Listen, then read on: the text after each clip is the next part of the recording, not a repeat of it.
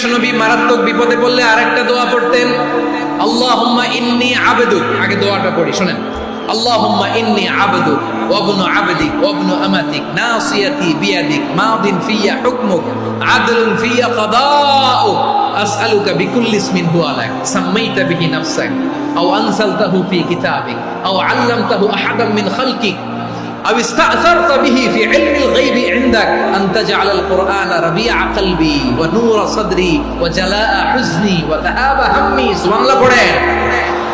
বিষ্ণু বলতেন আল্লাহুম্মা ইন্নী আবদুক, ও আল্লাহ আমি আপনার গোলাম, ওয়াবনু আবদিক গোলামের ঘরের গোলাম, ওয়াবনু আমাতিক বাদির ঘরের গোলাম। মানে আল্লাহ আমি আপনার গোলাম, আমার বাবা আব্দুল্লাহ ছিল আপনার গোলাম, আমার মা আমিনা ছিল আপনার বাদী। মানে আমরা গোলাম বংশের সব গোলাম।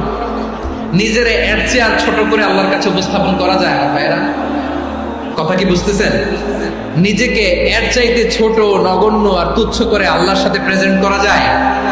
বিষ্ণু বললেন, ও আল্লাহ আমি আপনার গোলাম, গোলামের ঘরের গোলাম, দাসীর ঘরের গোলাম, নাসিয়াতি বিয়াদিক আমার মাথার চুলের ছুটি আপনার হাতের মুঠোয়, আপনি ডানে টান দিলে আমি ডানে যেতে বাধ্য, আপনি বাঁয়ে টান দিলে বাঁয়ে যেতে বাধ্য।